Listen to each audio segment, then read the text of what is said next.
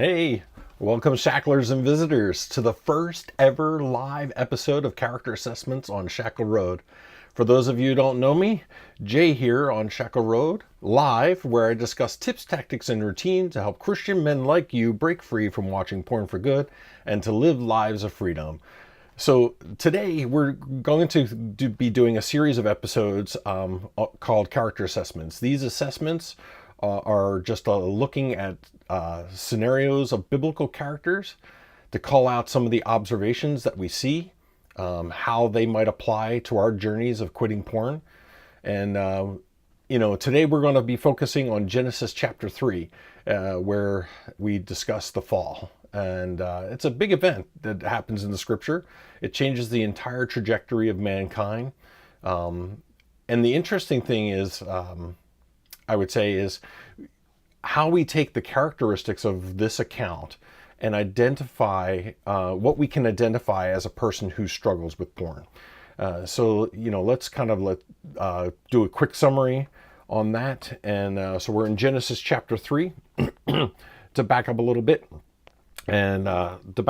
we're going to start with God creates the world. He creates mankind. He puts them in a garden. And then the big thing here is that there are two trees in this garden. There's the tree of the knowledge of good and evil and the tree of life. And God commands Adam not to eat of the tree of the knowledge of good and evil. However, one day they're out wandering around in the garden, happen to come across the trees. The devil shows up and asks Eve some tricky questions. She answers nearly accurate. And so the big thing here, the devil turns back and says, well, this won't kill you. In fact, if you do eat it, you'll be as gods. And she's like, yep, that sounds good. And takes a bite, has some to eat, then turns to her husband who's with her and hands him some, and he takes it and eats it. And then bam, they totally realize that they're naked. And, they start putting together fig leaves to cover themselves up. And oh, by the way, let me know if there's anything I'm missing. So anyway, God shows up and he decides he wants to go for a walk with them. He reaches out to them and calls them, but Adam and Eve are like, OMG, we're naked. We're going to go hiding. So they hide off. And then he calls them by name, and they come forward. God hears their story, finds out what happens, deals with them, and deals with the devil. And it's a tricky situation. So the interesting thing here is, what are the first words? What are the first words that the devil says to Eve, right? He asks her a question: has God really said? And I think there's an interesting aspect to some of this, and maybe you guys can kind of feel that question a little bit more than others. But anyway, first he questions the authority of God, right? And he says, did God really say this? Questioning Eve's understanding. Does she really understand what God had said? Maybe she misunderstood him. Maybe God wasn't clear. He's asking questions, questioning the authority of God. Does God even have the authority to say what he said, right? And so the other thing I think that's interesting is in that question, he's really drawing to something else, right? He's drawing to this questions of the truth and the goodness of God and the truths on the evil of God. First off, he questions whether God is good. He says, well, first off, God, you'll be as gods and you'll have wisdom and all these other things. Questioning whether or not God is actually withholding good from them. And then he also says that he basically says God is lying, that you won't surely die, that in fact you'll be as gods. And so I think he kind of tricks them in this, basically questioning God, whether or not God is good or for them, whether his truths are true, and that in fact God is misleading them. And the next thing I wanted to kind of chat about is there's this point where my apologies. Is this idea that the lie that Satan gives us, that this won't kill us. And many of us who are stuck in the area of struggling with porn or porn addiction, I think some of the challenges that people face are they don't understand this lie at first. And maybe you can agree with me or not. Have you experienced this in your own life, in your own walk? We feel like we can do these things at first, and we go, oh, we got control over them. We can do drugs, or we can get drunk, or we can watch porn, or act out in sex, those types of things, and then we get stuck in them, having not believed the lie to begin with, that it would kill us. I think many of us would say we're really surprised about where we are today, and how we got here. It's a real struggle, and to understand how we got here is a big thing. But at the end of the day, we never thought that we would wind up here. And then the next question I have is an interesting question. Where is Adam in all of this?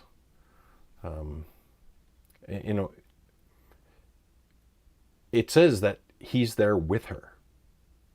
There's an entire conversation going on between Adam or Eve and the devil. They're having a conversation about the tree and what God said and all this other stuff. And where is Adam? He's just there. He's silent, quiet, just sitting there. I don't know. Maybe he's enamored by her beauty. I don't know. Maybe he's distracted. But I feel like there's a commonality here among men. One, the first thing I would draw attention to is his lack of action. He took no action. And the other one I would say is his silence. He remained silent. And I think we, just as men in general, like this is not folks who struggle with porn or anything like that, but just men in general, I think oftentimes we struggle. We'll feel like pangs of a desire or something like that within us. We know something's going on, and we fail to take action. We just sit there in the struggle.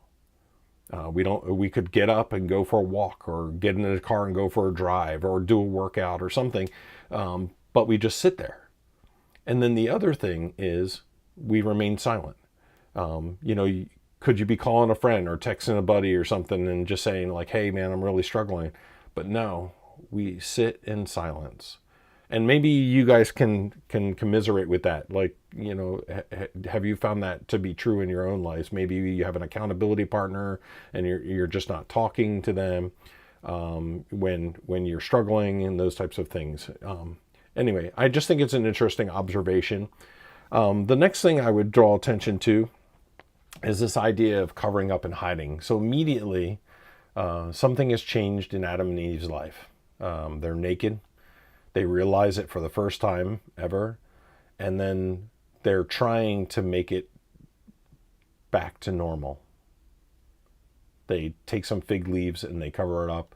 And they're like, yeah, this is good. We'll just hide this stuff and no one will know. And then, I also find it interesting that they realize they're naked, so much so that they are hiding from God. And I just laugh because obviously God knows already what has happened. And he's just kind of dealing with them in this process, and they go hiding. And I think it's the same for us, particularly who when we struggle with porn, we live in this world, right? No one can know. We can't share it. It's something that we should never even mention. And so we hide it in ourselves. We feel this shame and regret. We We feel like we can't be ministers of God because of it. There's many aspects in the way we go about hiding, and I would say the largest one is, you're in a support group for porn addiction or something like that, and you act out this week, and you decide, I'm not going to go. And why aren't you going? Right? You're not bringing it to light. You're letting it fester in the dark. And so I think it's something we should focus on, kind of destroying in our lives. This whole idea of hiding and covering up. Bring it to light, share it with a brother, and then it's amazing how much freedom you'll experience if you ever had the opportunity to actually share what's going on. I have always left feeling less weight on my shoulders from those scenarios. So something to consider. Another aspect is the blame game. This one's really interesting for us who deal with porn, watching porn and porn addiction. So I don't know about you, but I get mad, right? I get angry. I'm taking it out on my wife and my kids. I don't want to be bothered with anyone, and it's not. No one else knows what's going on. Your friends are like, "Why is he so cranky today?" It comes out in other things like intimacy with your wife. You've acted out. You spent 2 hours on the sofa watching porn, and you acted out, and your wife's like, "Hey, why don't we, get together tonight?" And you're like, "No, I just don't feel like it." Those types of things come up, and it's all shifting. Like, "Oh, I'm tired. I'll blame it. I'll blame it on being tired." And this is again another aspect of thing. It's really about drawing attention to it, right? Then we catch ourselves doing these things. Are we trying to find different ways to get out of these things? And so it's just something to be aware of as you're dealing with porn and porn struggle. The last one is there's real consequences. At the end of this, God deals out his judgments on the devil, Eve, and Adam. For Eve, it's multiplied birth pains. And for Adam, it's he has to work the ground to feed himself by the sweat of his brow for the rest of his life. And then they both get kicked out of the garden. And, oftentimes I would say people would say that's a punishment, right? God's punishing Adam and Eve by kicking them out of the garden, this land of paradise. And I want to kind of draw attention, while God is passing his judgment, he is weaving this thread of grace, and he's pouring out his grace. So he's talking about how the seed of the woman will be born and will crush the serpent's head, right? He is already paving the path to Jesus Christ coming in person, dying on a cross, and rising again from the dead, right? And he's applying this grace. And also the kicking them out of the garden is also a grace. He sets up an angel to the garden so they can't enter, and a flaming sword around the tree of life, right? So God has a conversation with himself. He says man has become like one of us, knowing good and evil. And then he sets these barriers up to the garden and to the tree of life for one purpose, that they would never eat of the tree of life and live forever damned. I mean, think about that. So God is saying, in order for my plan to work, in order to bring salvation to these people, to now this fallen world, I can't have them live in eternity by eating the tree of life and living forever. So they must die in order to bring life. And so I think it's an interesting thing to think about as you're dealing with the struggles and even consequences for sin. I mean, people have ended up in jail. They've lost ministries. Big pastors of churches have lost because of this. Lost their roles because of this. you might get pushed out of a ministry because you're struggling with this. Whatever it is, you lose your wife, your kids, your job. Even like if you're viewing the stuff at work and you get busted and you lose your job, like people are having real consequences to this. But I want you to look for the thread of grace that's in it.